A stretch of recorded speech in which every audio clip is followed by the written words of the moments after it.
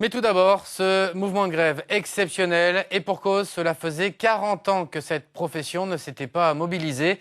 Les vétérinaires, puisqu'il s'agit d'eux, étaient donc appelés à cesser le travail aujourd'hui pour s'opposer à un projet de loi qui limiterait l'usage des antibiotiques. Les explications de Laurent Winsbach et Pascal Dussol. Quand il se rend sur le terrain, comme ici à la Maison des Loups d'Orlu, Graham Hart a toujours avec lui sa trousse de médicaments vétérinaires. Elle contient entre autres des antibiotiques qu'il peut aussi délivrer dans son cabinet de Tarascon-sur-Ariège. Une prérogative menacée par un projet de loi au nom de la résistance aux antibiotiques développés par les bactéries.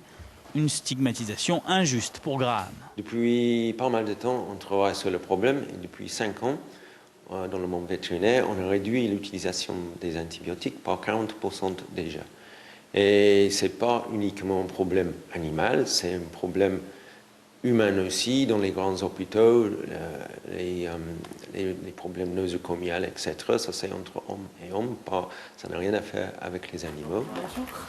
Madame, on est fermé. Ah, c'est fermé. Oui. Ah bon. Aujourd'hui, la clinique vétérinaire de Tarascon-sur-Ariège est donc restée porte close, sauf pour les urgences et la continuité des soins.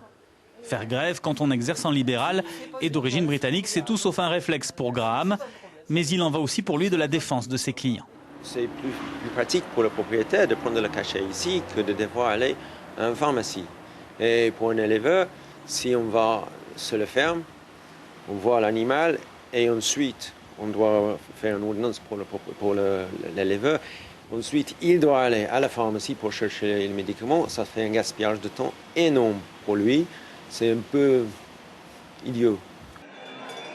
Ce matin, plus de 2000 vétérinaires se sont rassemblés à Paris.